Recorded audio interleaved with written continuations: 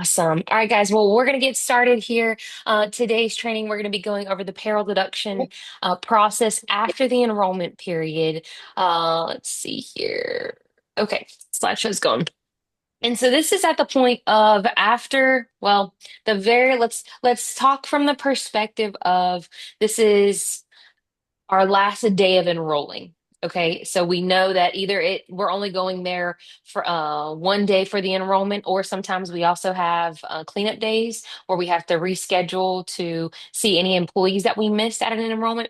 And so this really is you knowing that this is our very last day that we're going to be going to the enrollment. I don't typically like to wait for that, but I know a lot of us right now are still like doing deductions toward the end of the month. So I kind of want us to um, shift our culture or our thought process when it comes to deductions and getting our mind situated for more of, okay, how can I make sure that I'm getting deduction process started earlier on before the very last week of the month? And so when we're looking at the three periods of work site, down here on the 125 paperwork, this is what we're looking at as the billing information sheet at the second page of the work site. Close section 125 paperwork. This should always be a point of conversation when you're having with your bookkeepers after you close the account. I know that usually, s- sometimes at the close of a case, we're rushing to get the signature, just the basics, so we can get up and get out of there.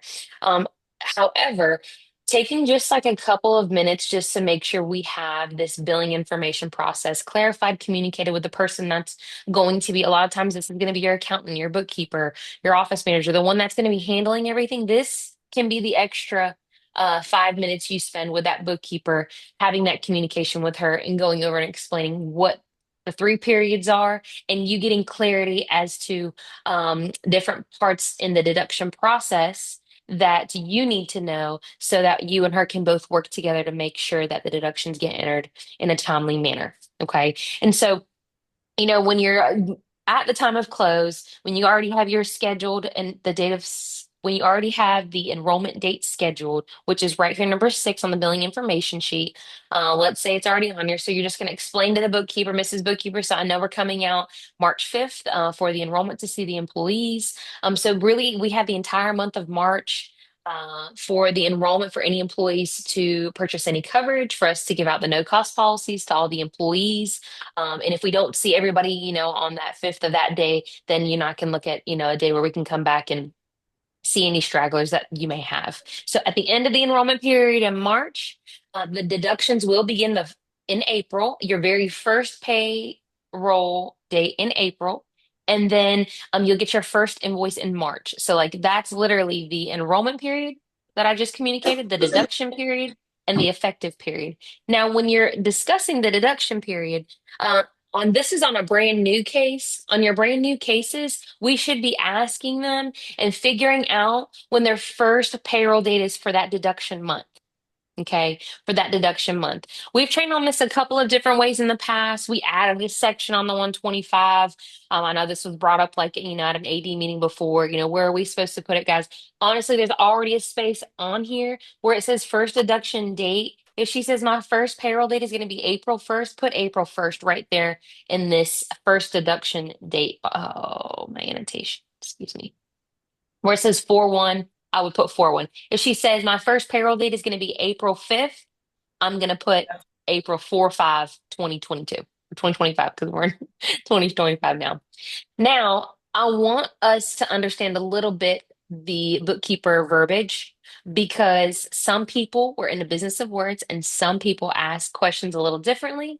You may ask it one way and she may answer it in another way. So, this is kind of why I put both on here, and I'm going to circle which one I want you to ask.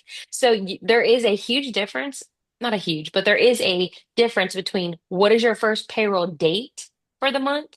Your first payroll date, guys, is going to be where the employees are actually like payroll is ran, and in their calendar, the payroll is ran, and that's usually when either it's in their direct deposit or the employees come in and get their checks. That's like the payroll date.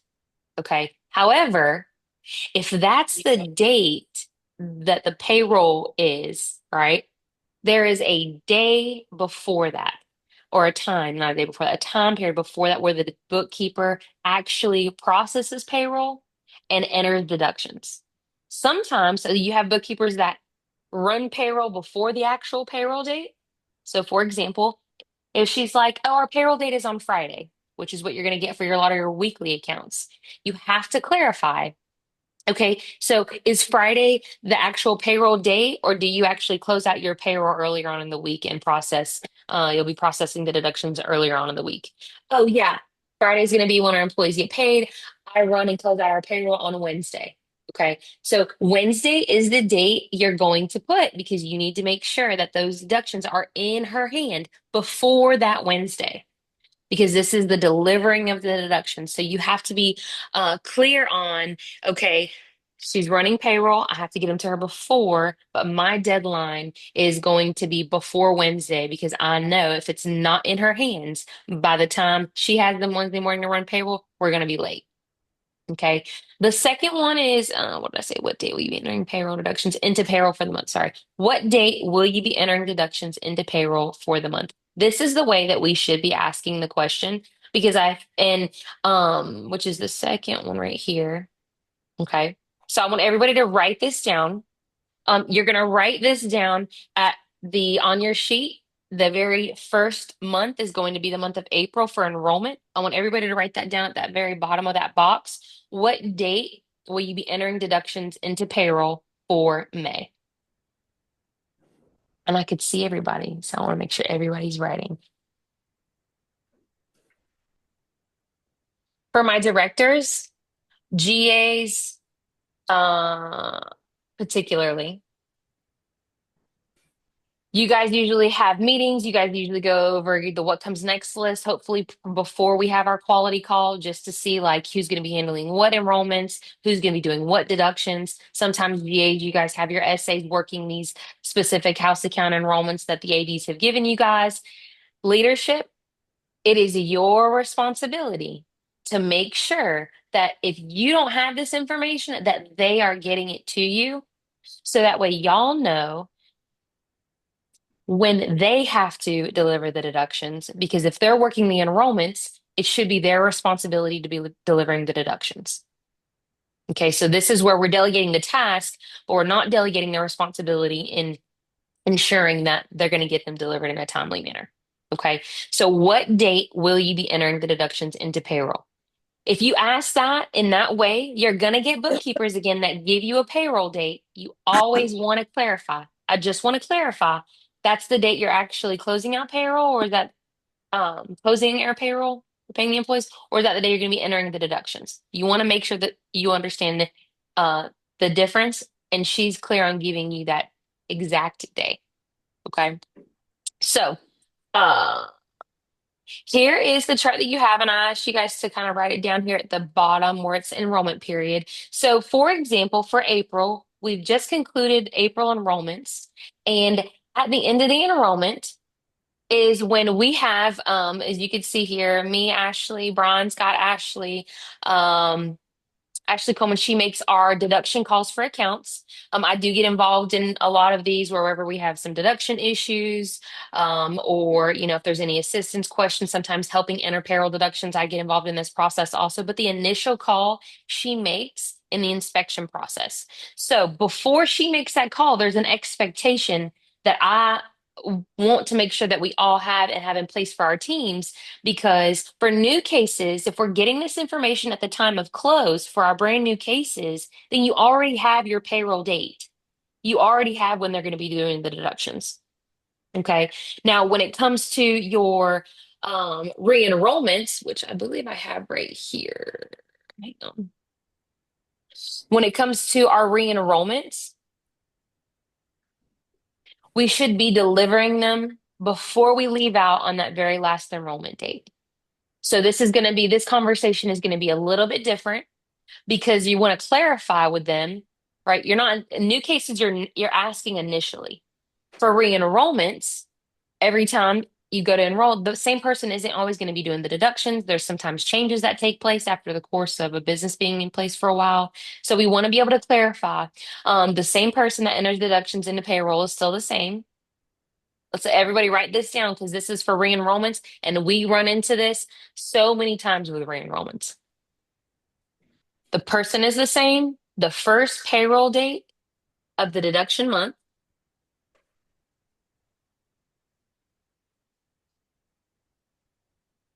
the date the bookkeeper needs them by.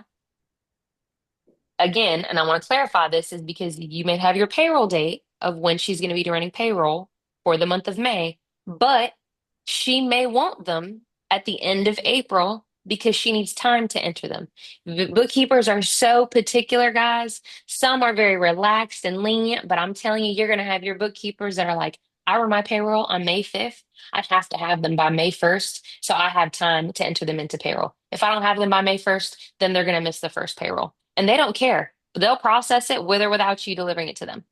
Okay. So that's why we want to make sure we understand their expectations. The next one that I want you guys to write down is, does the bookkeeper want just new deductions or both existing and new? A lot of my directors go ahead and do the existing and new anyways, which is great. I love it. And they identify and highlight only the employees that have made changes. That's even better. For my agency directors that don't do existing all the time, there should always be a clarification before you deliver, because what you don't want is to deliver the new ones and then deductions don't start on time because they're like, well, hey, I asked for the existing. And obviously, it takes extra time for you to go and create another spreadsheet, another deduction list, including both existing and new. Okay. So clarifying how they want them. And then the very last is like the method, right? So most of my teams do spreadsheets for every single account, which I recommend regardless, do a spreadsheet and have your assigned SRFs as you deliver. That's the best, most effective way of delivering. I think I have one or two teams that don't do spreadsheets. And so I just want to make sure that those teams always have, guys, there are people that specifically want spreadsheets, and that's fine. But if we're uncertain, let's get that clarification. So then that way that we understand when we have to deliver them by, who we're delivering them to, the date, and how she wants them, how the bookkeeper or accountant wants them. Okay. So this is for clarification at re-enrollments. Before we leave the actual enrollment. And let me get back to this side right here because this is where we're at on understanding the timeline of everything.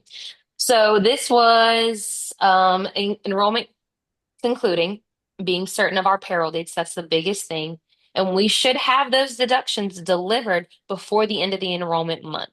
Now, April was a little tricky because I believe April 30th, the very last day of the month, fell on a Wednesday.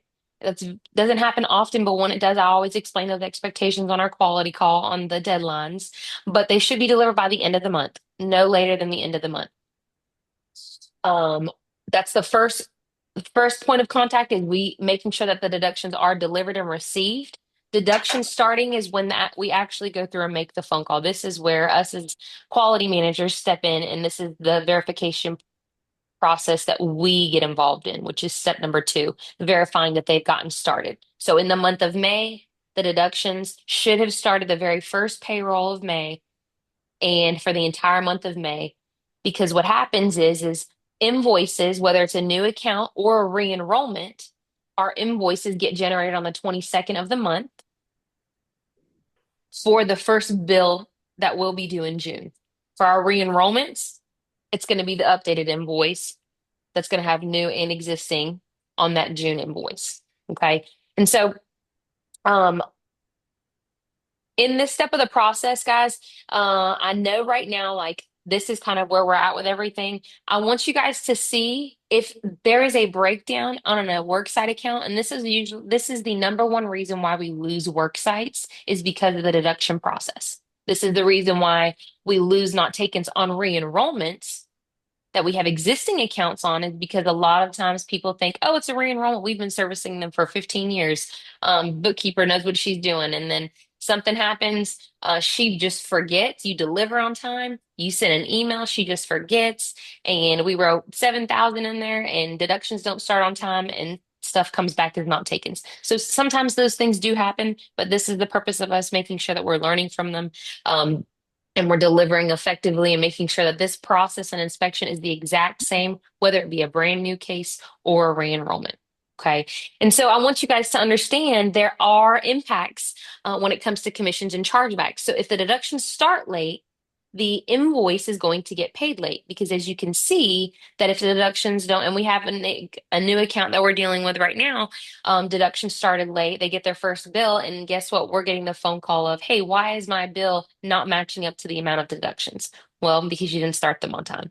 So at this point in the process, in the effective period is when we're verifying whether they received the bill, any questions, and by the 16th of that month is when really that invoice is late. Okay. And so where you see the impact for you guys financially, right? Because remember, you guys get paid right here in the enrollment period. Once you've done the enrollment and once applications, I've released applications in Epic, you guys get paid um, upon submit. Okay. However, 2 months later, that first bill is due. And then if it's still not paid due to whatever reason, home office gets involved 30 days after the bill isn't paid. But where you'll see the financial impact is going to be the 49th day, and that's a commission chargeback. That's usually what people call your sweep week, is where you see the majority of your chargebacks hit on ICM. And that it has to do with invoices not being paid by that first of that month. Okay. So you hope you guys understand a little bit better the timeline of everything and how you can see if one step at the very beginning doesn't take place on time, that it literally delays everything from being able to pay your invoice on time to actually seeing commissions charged back in your commission account. Okay.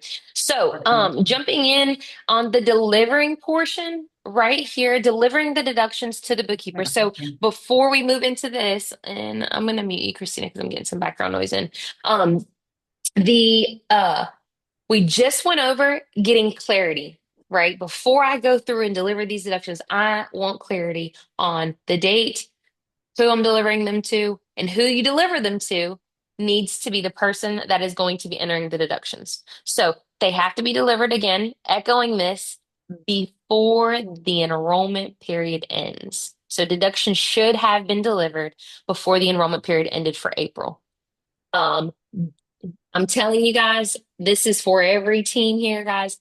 This month was at the absolute worst when it came to deductions. I don't know what happened. This is the reason why we're having this training, but there were so many teams, so many phone calls, text messages I was getting where deductions were not delivered, bookkeepers didn't have them, and it just creates a lot of havoc and extra effort and time for all of us to then have to go back and backtrack because we didn't deliver it in a timely manner.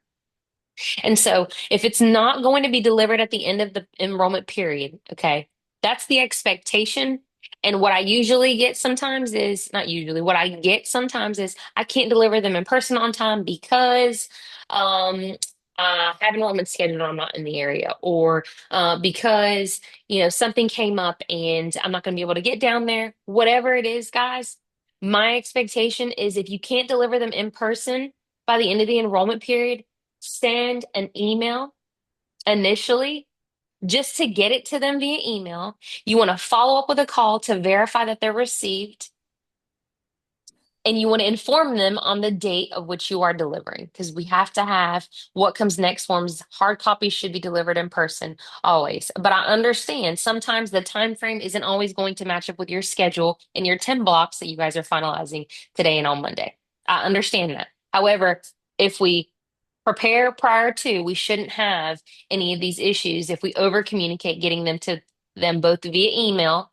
And then sometimes if it's an AD that can't go out there or a GA, you've emailed the spreadsheet, or excuse me, time out. You've done the enrollment, but you can't deliver the deduction, the hard copy, so you send one of your essays to do it.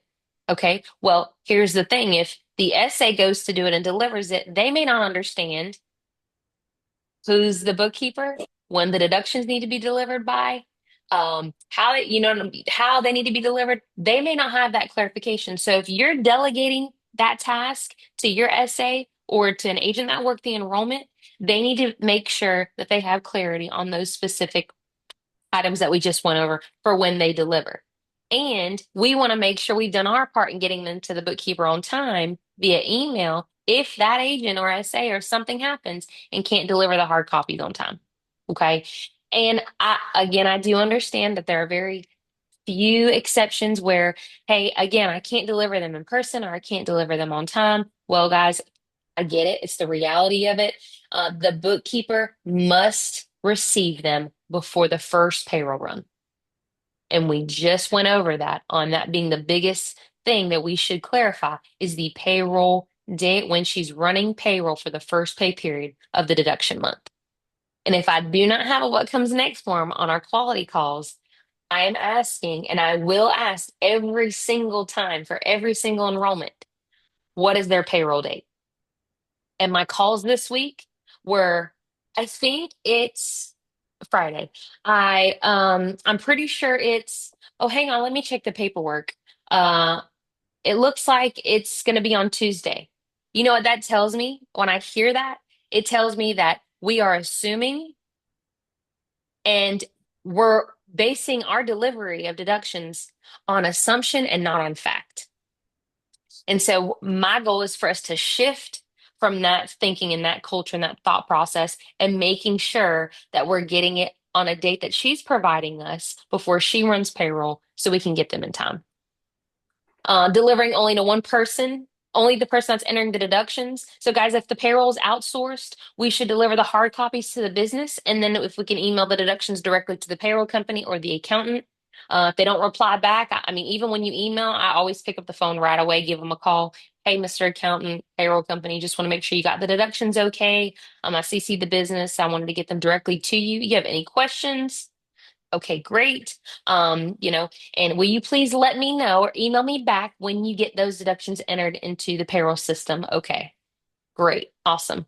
That's like over communicating with a payroll company because one, they may have questions and you want to make sure that they get them entered in a timely manner. And a lot of times when it's outsourced, the business wants them to handle it. So your follow-up isn't going to be with the business. Your follow-up is going to be with the payroll company or an accountant when it comes to the actual entering of the deductions.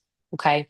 And then when it comes to the what comes next form, when you're delivering the hard copies, reviewing that and getting that signed by the bookkeeper and the SRFs. And I'm going to quickly show you what that should look like. And then we're going to have Miss Christina come on and kind of just get you guys to see how her team does it and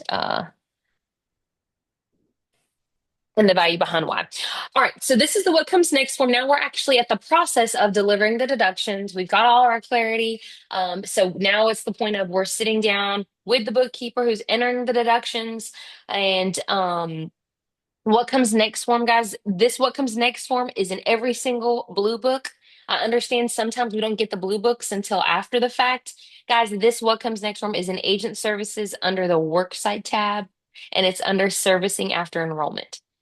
Every person should have, if you guys have as many what comes next form, or excuse me, have as many section 125s in your car, on your iPad, you should also have duplicate copies of what comes next forms because there shouldn't be any excuses to, I didn't have one. Okay. Um, so here we are. The very top section is what I kind of want to break down a little bit. So, hey, Mrs. Bookkeeper, I'm role playing for you guys so you can kind of hear how that conversation should go. So, hey, Mrs. Bookkeeper, so here are the deductions for everything. We just finished the enrollment for the month of April. I just want to make sure you know that these deductions are scheduled to start the first pay period of May this month, which I should have already delivered these in April. Just side note. I'm just role playing for the fact. What day are you running your payroll? I have you when we spoke from the enrollment. You're going to be doing them this Wednesday. So, May 7th, is that correct? Okay, great.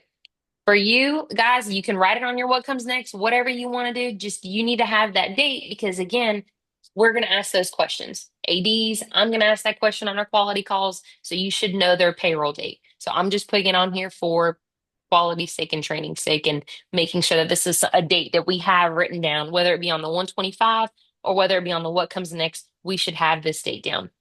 So yes, running payroll on 5/7. Mrs. Bookkeeper, the deductions are going to take place all of May once you get them entered in the first one, and you're going to get your first bill on the 1st of June for next month. Okay, so deductions May, you get your invoice in June. that will reflect all the deductions that you did from the month prior. The company plan year ends, and this is going to be a year later. So this is going to be 5/31/2026. 2026. Okay. All right. And so, Mrs. Bookkeeper, here's what you can expect from us. Our quality managers, either Ashley or Angela, go ahead and put that on there. We'll reach out to you over the course of the coming weeks to kind of see what questions you have and to see if you got everything set up okay. Second thing, also, Mrs. Bookkeepers, our representatives have discussed with you, each employee, actually, not with you, each employee that they have initialed and signed. And at this point, guys, like this is like the big, this right here, the reason why I say what comes next form and salary redirections. The power of the salary redirections at this point in the delivery process is so important because if a bookkeeper can see, right? You're reading this statement to her, but here I'm also showing you, Mrs. Bookkeeper. So each representative has went over with your employees where they signed and initialed these salary direction forms right here, stating they understand that they have to keep the policies in benefit for 1 year unless they've had a qualified status change. Okay, so here's where they signed and initialed. They know they can't make any changes unless they've had a qualified status change, such as marriage, divorce, death of a spouse, or anything like that, birth of any additional children. That's a change of a qualified, or that is a qualified status change. All right. And so, Mrs. Bookkeeper, if you do have any employees, here's the bullet point number 3, that do have any changes to their policies during the plan year, please have them contact me. A lot of my ADs prefer to have their contact, their telephone number. GAs, a lot of my people that have been here for a lot longer, every team is a little bit different on how they want it. As of right now, either the office telephone number, which is right here where you're going to list it, the one in Waycross should always be on this form, and then the please contact. That's either going to be your actual number. If your AD instructs you otherwise, then do as they ask of you, because I know some teams just kind of like to handle the changes through either them or through someone higher up in leadership. Because if you get that call on, hey, I want to make cancellation or I want to make some changes to my coverage, we want to make sure that you've had some experience on being able to handle or overcome any of those cancellation requests. Okay. And so, Mrs. Bookkeeper, here we are at the bottom of the form. Any requests that you may have that come your way, um, any requests that come your way, if you send them either to me so I can be able to evaluate whether it's a qualified status change, it's going to benefit you in 3 ways. It's going to save you less stress to make sure that you don't have to determine whether or not they've had a qualified status change. I can do that for you. The time that it takes, I know you're busy, and each time that an employee makes changes, it costs you time. And so want to make sure that we're being aware of your time. And then the last and most important thing is just keeping you guys in compliance with Section 125. That's IRS regulation. So we just want to make sure your business stays in compliance with that. So if you can sign right here, get the signature. And this is important, guys, on the signature portion. I always refer back to this every single month because when we ever have a deduction problem or breakdown, I always refer back to, well, my number one question is who did you deliver the deductions to?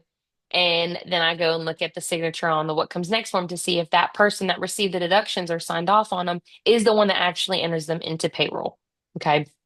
And so this on here on the what comes next, just kind of going over that and being able to explain that to them because you've educated the employee at the point of sale. And so this form specifically helps us educate the bookkeeper at the end of the enrollment. So now you've done your part at enrollment with the employee and at the closing of the enrollment with the bookkeeper. Okay, so that's I know that was a quick run through over the what comes next, guys. This is recorded, so you have the ability to go back and reference it. But I do want to kind of go over a little bit with Miss Christina before we recap here. Just some of the things, Christina, if you can kind of like explain to us, you do it a little differently. I want to show you guys kind of how she does it as we conclude here. Her team actually. This is the point of presentation. This is something we should be doing when we're presenting. We also include this on the Section 125 when we actually close an account.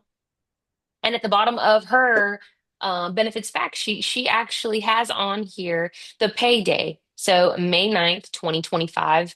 And I noticed this probably over a little year ago, I would say, where not just her, but like her whole team is putting this date, her leadership team is putting this date on there. And, Christina's team, they've never lost a new case that they've closed.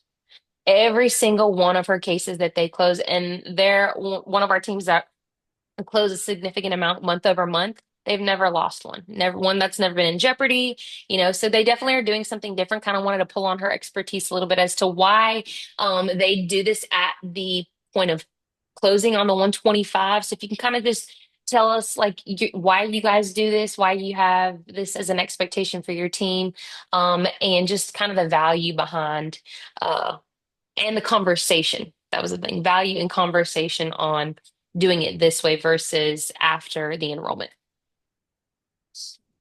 Oh, you're muted. You're muted. All right, can you hear me now? I can. Yes, ma'am. All right, beautiful. You're really going to enjoy this, Angela. I always tell my team to give Angela all the answers to any questions she may ask, even before she asks them.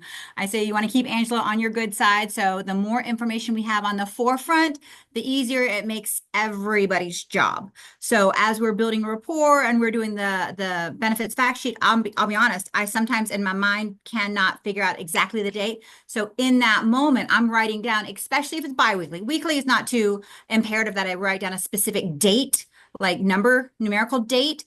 Weekly, I just write down the date that their payday actually is, right? But it's more for the biweeklies that I ask, hey, are you guys getting paid this week or next? Like literally just very conversational as I'm going through it all. So when I was sitting down with Tonino and we closed this case, I asked him, I was like, hey, are you guys getting paid this week or next?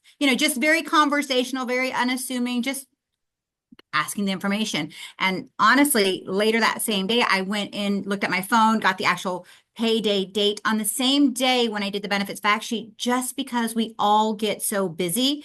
And I found myself before chasing my own tail, trying to figure out, well, what is next week? If I have just next week payday, it's kind of vague and ambiguous. So I've just learned to actually put specific numerical dates in to save myself the headache of trying to remember when exactly did I present? Was it this week or next week? Kind of. So that's just been a learning curve and experience that as I learn and grow in this industry, I try to share that out with my team. And so my leadership team also found the value in doing that, because then if you start filling out your Section 125 paperwork, because I'll be honest, sometimes we've built such great rapport and we assume the close, and I'm just like, acknowledge here that you understand that all of your employees are going to get the complimentary benefit, and I just go through acknowledge here. I have DMs sign complete blank Section 125 paperwork. So after the fact, if I have the numerical date in there, it just makes my life easier in fine tuning and filling everything out correctly to give Angela all that information. Does that make Yeah. sense? Yeah, it does. And the biggest thing is like how you before you used to ask, is it this week or next week? Now you've transitioned to actually getting a date, which is you've realized it's helped you a whole lot more when it comes to the deduction delivery process.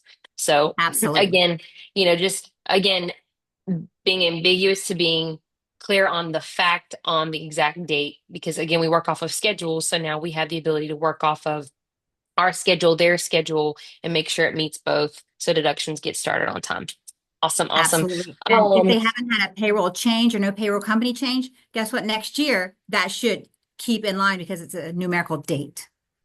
yep, yep. So I noticed this is a lot for your new cases. So what are some best practices that your team does when you guys conclude on re-enrollments to ensure that those deductions get started on time? Just verifying the same information. And something else that we do is I don't like chasing my tail. So I try to finalize enrollments in the moment. So if I finished enrolling week 1 of the month, we've seen every single employee that we're going to see. We're all digital too. My entire team, you got to have an iPad. We got to be digital. So we have the what comes next on our iPad, as well as we're able to just then email a copy of the what comes next along with the salary redirection form and the spreadsheet, because we do all of that legwork for them in advance, right? Because I don't like the last week of the month being so insane because we've written at 18 businesses that month, and then there's 18 deduction deliveries, 18 spreadsheets, 18 it's just too much if I wait until the last week of the month. So as we finish up with an enrollment, regardless of when it is in the calendar month, as soon as we've seen that last employee that we have to get with, we're going to finalize everything. But then the Yeah. caveat is we're going to circle back and confirm, hey, Angela, I just want to remind you, I emailed you. Do you have that? We do that at the end of the month. And then I have support from my admin and my leadership team that not only do we confirm that they actually have deductions, we'll email it and we'll hand deliver, or we'll hand deliver and be, hey, Angela, did you want me to send this to you digitally as well? And we use that as conversational piece. And so like a fail safe is, for example, on Mark's accounts, every one of his accounts, he hand delivers to the best of his ability, but every one of his accounts gets emailed as well as. And then we always call after the fact to confirm that they received those spreadsheets. And in that, like we've already been calling on all of our accounts. And I tell my team, listen, I would much rather we confirm deductions. We do all that because they know us. We have the rapport. We have the relationship. Let's get as much of it done on the front end before Angela and Ashley start calling. And we're very communicative with both Ashley and Angela to give them the information. Hey, we've confirmed. Hey, we've confirmed to the best of our ability. Because I'd rather not have too many people calling on our accounts if we can avoid it.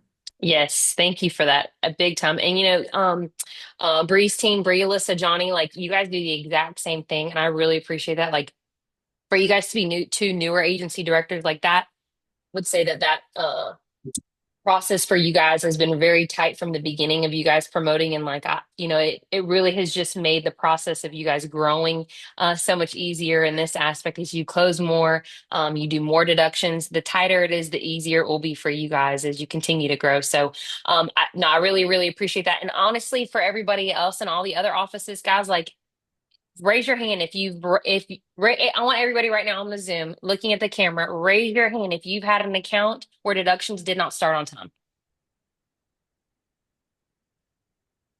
Yep. Everybody look around. I'm telling you, it has happened to every single one of us that have been here at least for 6 months or more. And so this is all, I've literally taken this just from learning experience. And if you are somebody that did not raise your hand and you're closing, guys, I promise you this will help you not run into those issues if we stick to these best practices. And just to recap, just making sure we're scheduling, meeting with the bookkeeper, delivering all that before the end of the enrollment period, making sure we have our payroll dates and that they've received them before that first payroll run. Delivering them to the person that's entering the deductions into payroll, the actual person that's entering into payroll. And we said if it's a payroll company, getting them directly to them, and making sure we verify directly with that person so we know that they are entered into payroll, and then making sure we go over the WCN and getting the signed salary directions to the bookkeeper so she understands the process, and knows how to funnel any changes or cancellation requests through you so we can ensure that they stay in compliance with 125 and you guys are also protecting your quality. Okay. I really appreciate your guys' time. I know it's Friday. I know y'all got a lot to do. So y'all go ahead and keep on. If y'all got any questions, feel free to contact me. It's recorded. I'll send this out on the link to our YouTube channel. And I hope y'all have an awesome weekend. Take care. Bye, guys. Thanks, Christina. I appreciate all your feedback. Welcome.